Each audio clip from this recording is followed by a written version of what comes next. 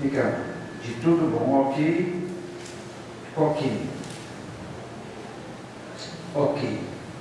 Tá bom, tá jóia.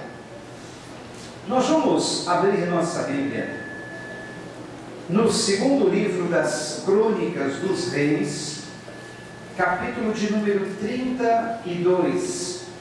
Segundo livro das Crônicas dos Reis, capítulo de número 32.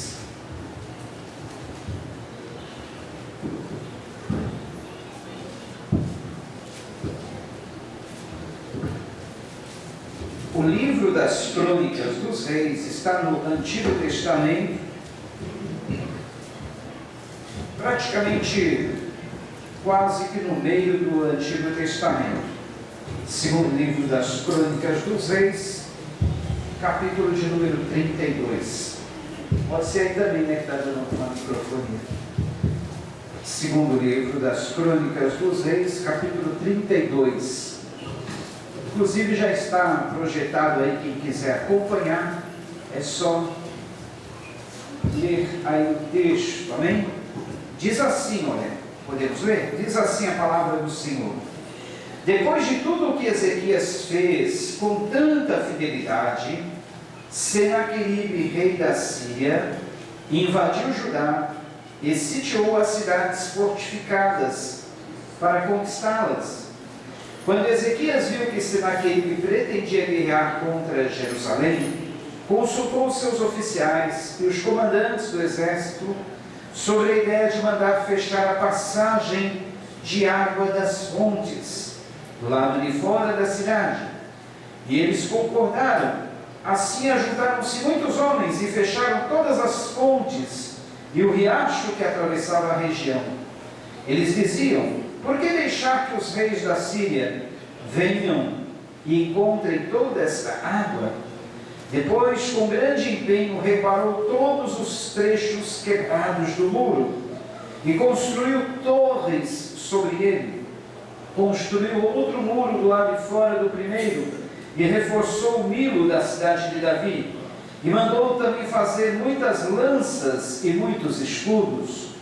Nomeou sobre o povo oficiais militares e os reuniu na praça junto à porta da cidade, animando-o com estas palavras: sejam fortes, corajosos, não tenham medo, nem desanimem por causa do rei da Síria e do seu enorme exército. Pois conosco está um poder maior do que o que está com ele.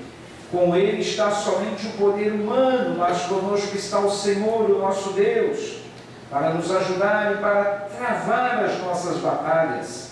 E o povo ganhou confiança com o que disse Ezequias, rei de Judá. Mais tarde, quando Senaqueribe, rei da Síria, e todas as suas forças estavam sitiando Laques, mandou oficiais a Jerusalém com a seguinte mensagem a Ezequias e a todo o povo de Judá que morava lá: assim diz Senaqueribe, rei da Síria: em que vocês baseiam a sua confiança para permanecerem cercados em Jerusalém? Quando Ezequias diz: o Senhor, o nosso Deus, nos salvará das mãos do rei da Síria, ele os está enganando para deixá-los morrer de fome e de sede. Mas não foi o próprio Ezequias que retirou os altares desse Deus, dizendo a Judá e a Jerusalém: vocês devem adorar diante de um só altar e sobre ele queimar incenso? Vocês não sabem o que eu e os meus antepassados fizemos a todos os povos das outras terras? Acaso alguma vez os deuses daquelas nações conseguiram livrar das minhas mãos a terra deles? De todos os deuses das nações que os meus antepassados destruíram, qual deles conseguiu salvar o seu povo de mim? Ou então, o Deus de vocês poderá livrá-los das minhas mãos? Portanto, não deixem Ezequias enganá-los ou iludi-los desta maneira. Não acreditem nele, pois nenhum Deus de outra nação ou outro reino qualquer jamais conseguiu livrar o seu povo das minhas mãos ou das mãos de meus antepassados. Muito menos o Deus de vocês conseguirá livrá-los das minhas mãos. Os oficiais de Senaqueribe desafiaram ainda mais o Deus, o Senhor e o seu servo Ezequias.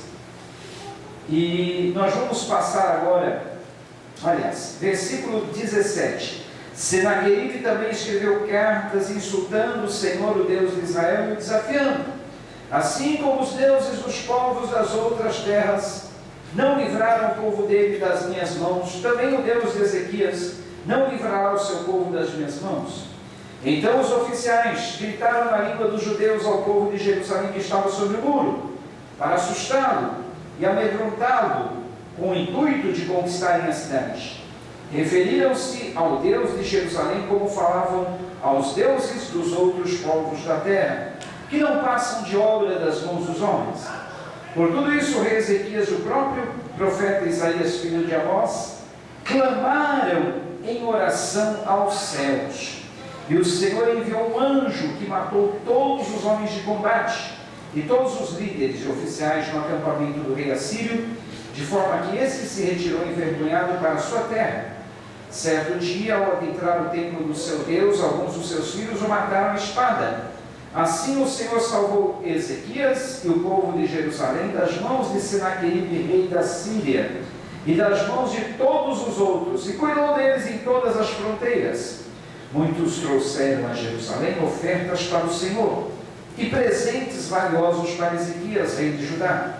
Daquela ocasião em diante, ele foi muito respeitado por todas as nações. Oremos ao Senhor. Senhor nosso Deus, aqui estamos nós, Pai, ouvindo a Tua palavra que é maravilhosa, a Tua palavra que é doce, a Tua palavra que edifica, a Tua palavra que consola, a Tua palavra que conforta, a Tua palavra que traz edificação, Pai. Que todos aqui possam ser abençoados, ricamente abençoados pela Tua palavra, Pai. Que todos aqui possam ser edificados, as famílias venham ser abençoadas, Pai. Se alguém entrou aqui enfermo nessa noite, eu repreendo essa enfermidade, essa dor, esse mal, declarando sobre cada um a bênção, a paz, a proteção, a provisão, toda sorte de bênçãos, Pai. Se alguém entrou aqui com alguma espécie de perturbação, nós repreendemos em nome de Jesus, trazendo paz a esse coração, Pai. Abençoa as famílias da tua igreja, abençoa os casais, abençoa as crianças, abençoa os adolescentes, abençoa os jovens, ó Pai, abençoa os anciãos.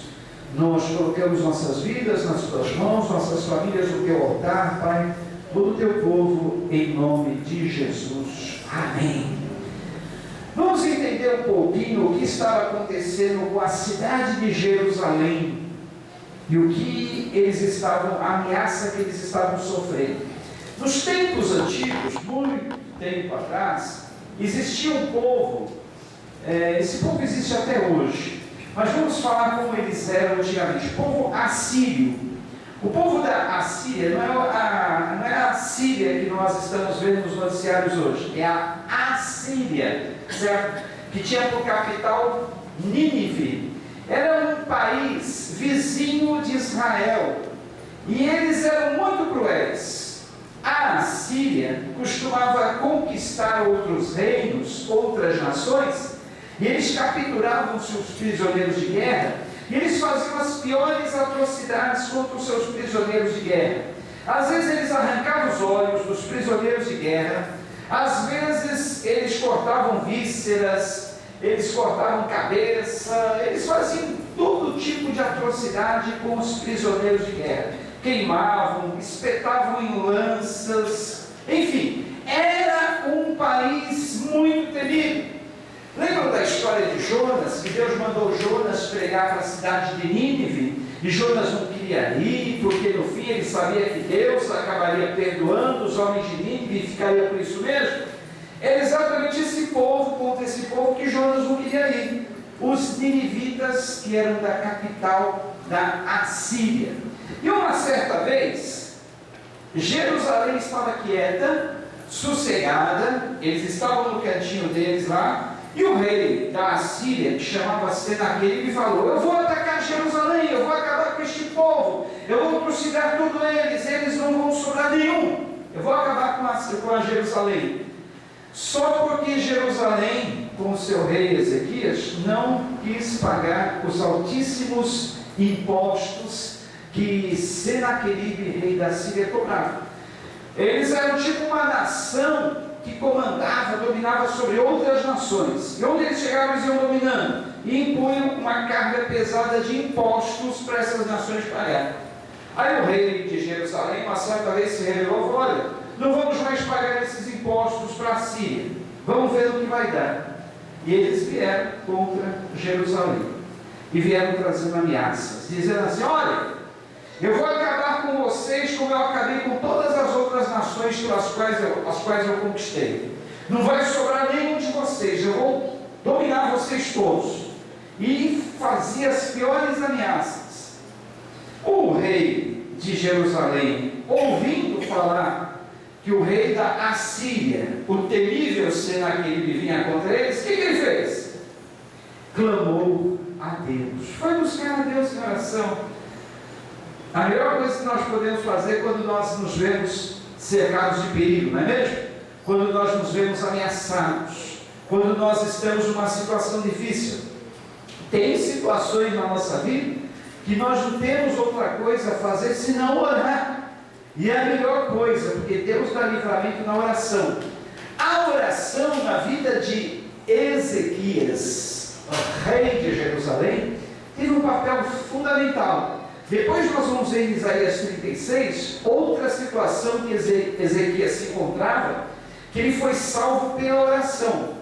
Ele já estava destinado a morrer. Passou por essa primeira, dessa invasão na cidade de Jerusalém. Em outra ocasião ele estava já prestes a morrer, uma doença incurável. Ele não se conformou, voltou os olhos para a parede, clamou a Deus. Deus lhe deu mais 15 anos de vida. Olha só, Deus pode até prolongar os nossos dias de vida conforme a nossa oração. Mas voltando lá para o episódio em que Jerusalém estava sitiada e Senaqueribe estava invadindo, pronto para invadir Jerusalém, Ezequias orou, clamou a Deus. Ficou sem resposta? Não, jamais, porque Deus jamais deixa o servo dele sem resposta. Olha o que aconteceu. Quando nós oramos, as nossas batalhas são vencidas. Não importa qual seja a nossa batalha, pode ser uma batalha espiritual, pode ser uma batalha na área familiar, pode ser uma batalha na área financeira, falta de dinheiro, problema financeiro, pode ser uma batalha na família, contra vizinhos, contra qualquer que for o problema. Quem de nós não temos batalhas a enfrentar na vida, não é mesmo? Nós enfrentamos batalhas diariamente no emprego, em casa, na família, entre os vizinhos, enfim, na área matrimonial, espiritual, emocional, psicológica, física. Às vezes a nossa batalha é contra uma doença, contra um diagnóstico médico que nos pegou de surpresa, nós estávamos esperando. São tantas as batalhas que nós travamos, mas em todas elas a chave, a solução está na oração. Clamarmos. Foi o que Ezequias fez. O que aconteceu? Primeiro Deus mandou uma palavra profética. Olha como é importante a palavra profética. Ela nos anima, ela nos inspira confiança, ela nos fortalece. Toda vez que a palavra de Deus está sendo pregada, é uma palavra profética que está sendo liberada, dizendo: você vai vencer, olha essa luta, Deus já te deu a vitória, siga em frente, vai em frente, que você já venceu. E veio a palavra profética. Naqueles dias eles não tinham a Bíblia na mão como nós temos, né? Então toda ela completa. Então muitas vezes Deus falava através dos profetas, como hoje ele fala através dos profetas, mas principalmente pela palavra dele. Hoje a maior profecia é a palavra de Deus, a Bíblia, conforme nós estamos profetizando aqui nesta noite. Mas naqueles dias era mais comum ouvir-se uma palavra profética através dos próprios profetas que Deus mandava.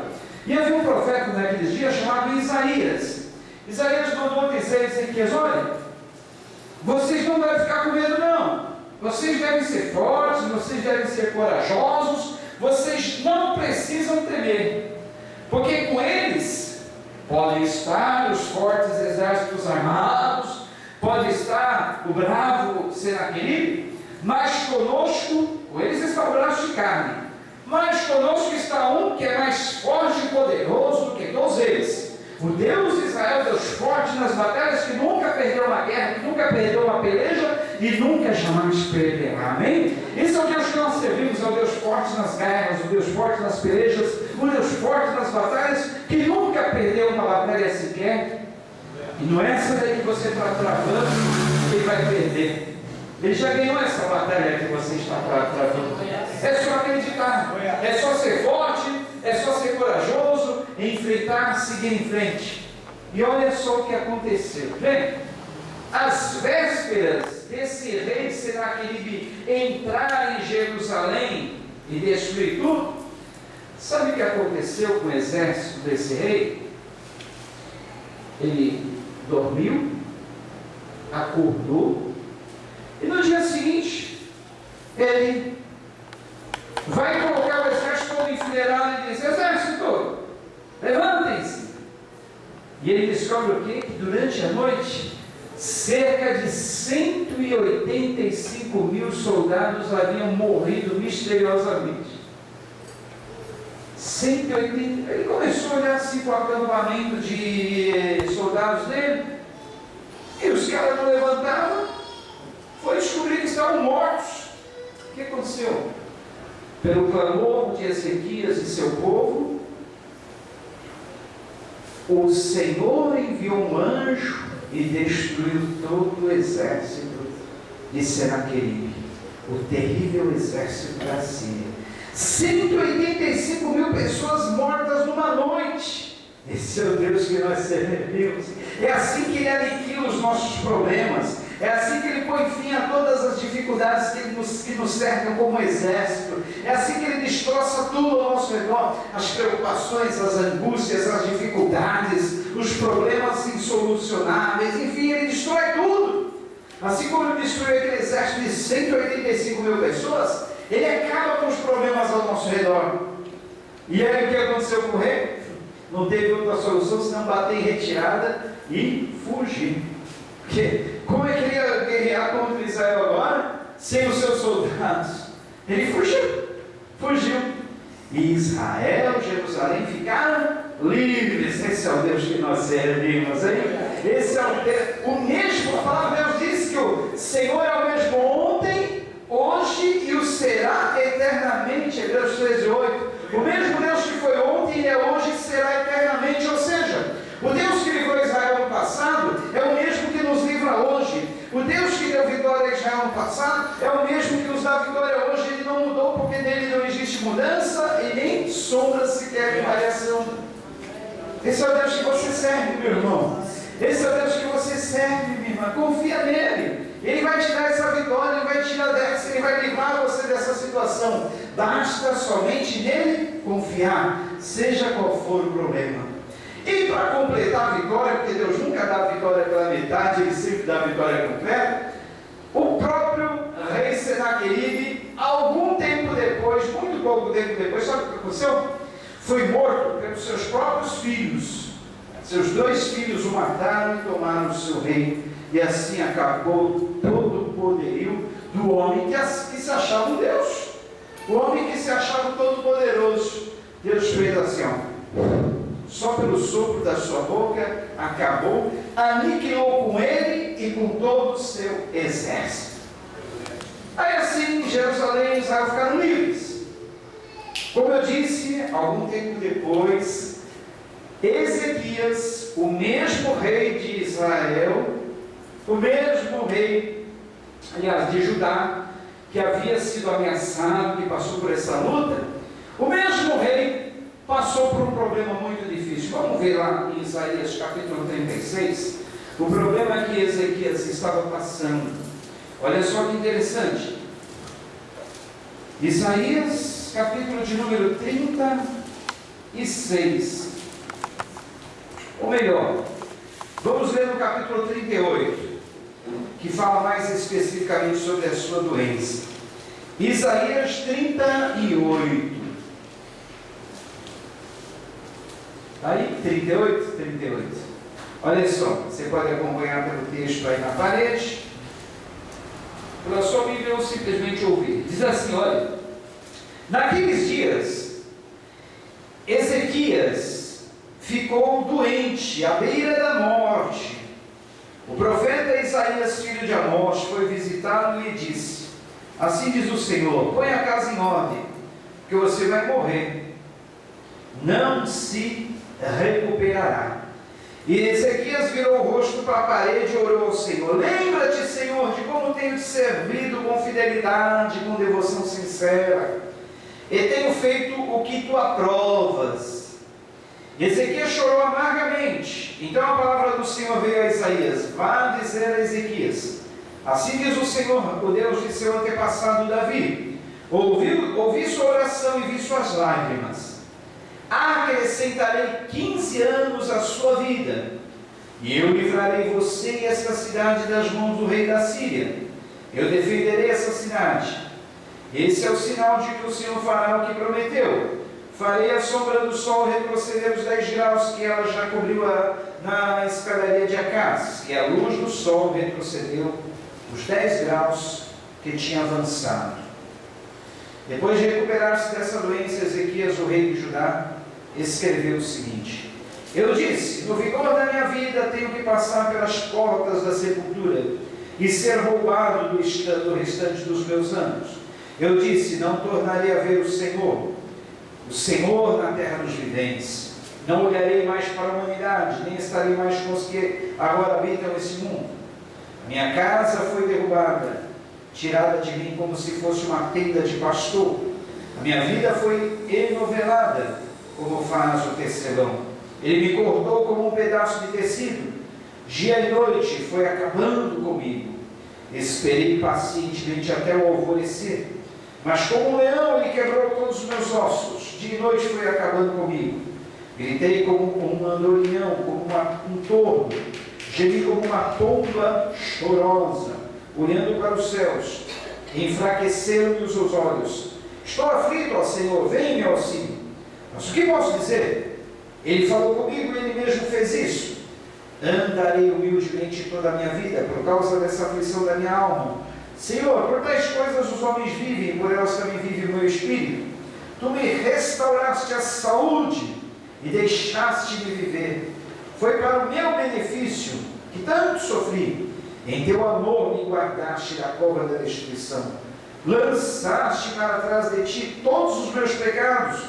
Como a sepultura não pode louvar-te, a morte não pode cantar o teu louvor.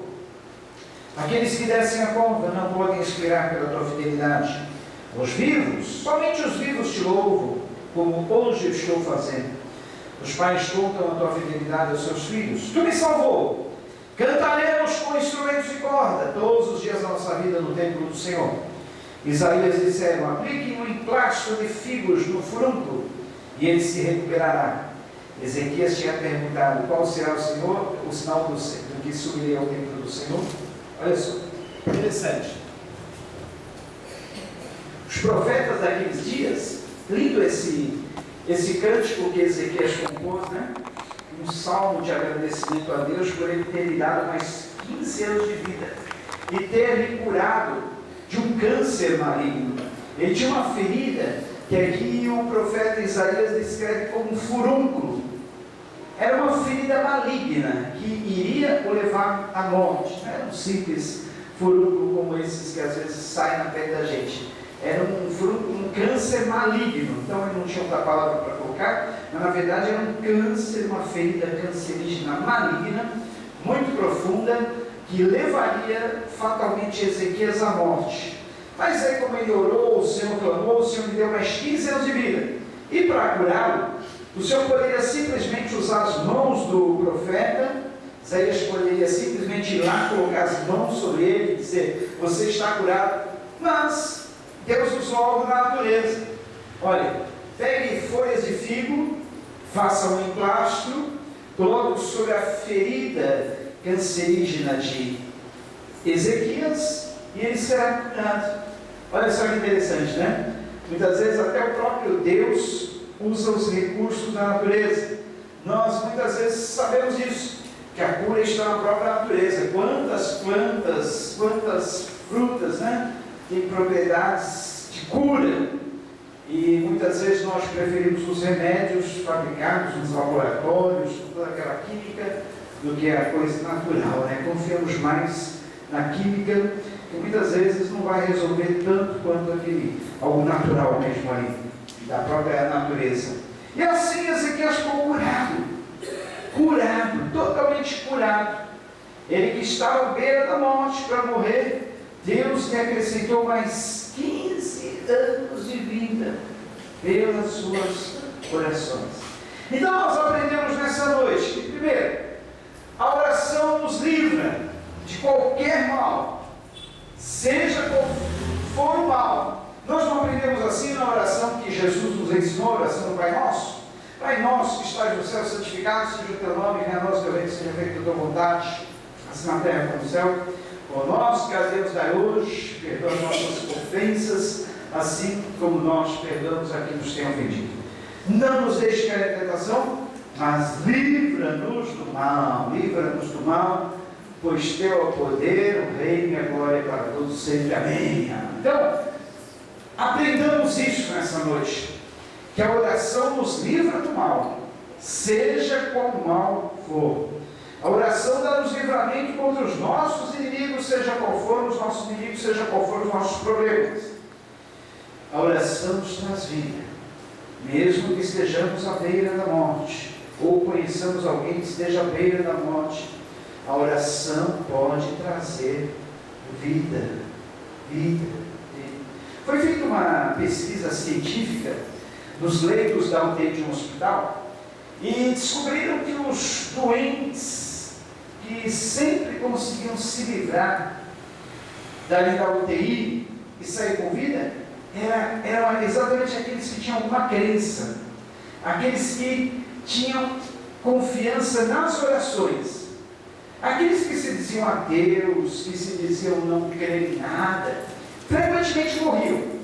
E quando eles pegavam alguém que sobreviveu à UTI, eles faziam uma pesquisa.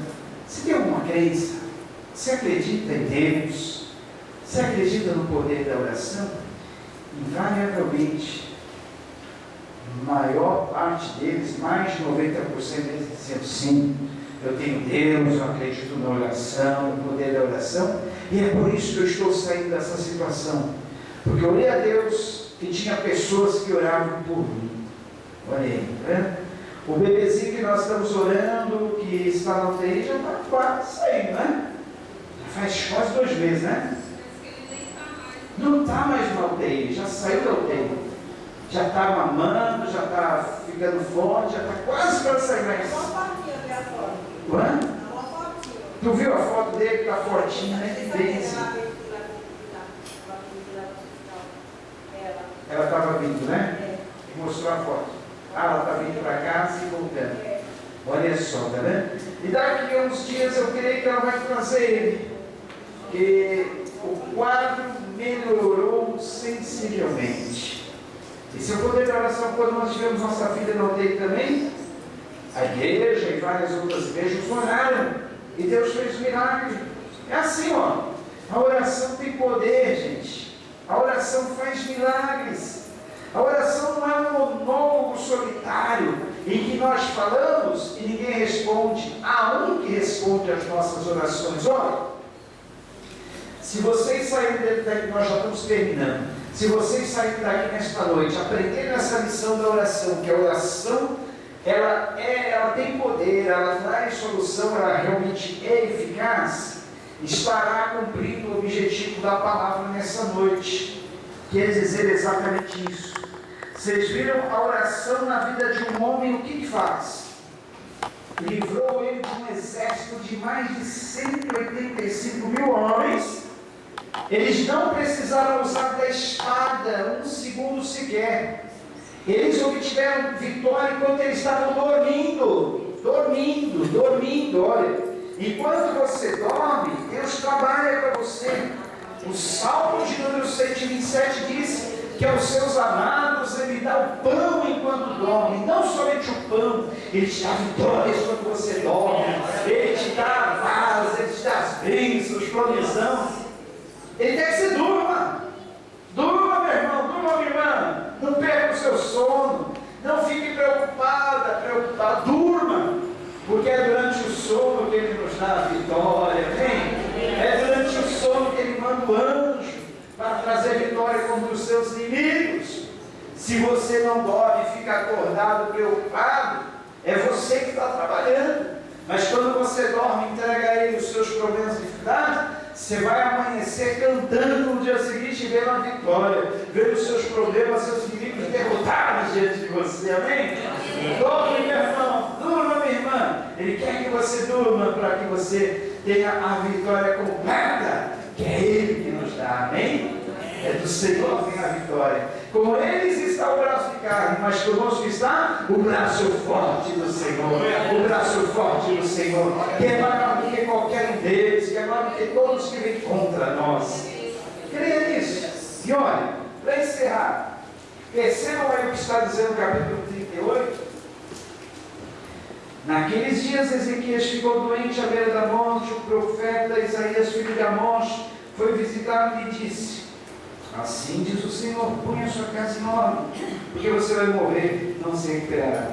Ezequias virou o rosto para a parede e orou: Senhor, lembra-te, Senhor, de como tenho te servido com fidelidade, com devoção sincera, e tenho feito o que tu aprovas. E Ezequias chorou amargamente.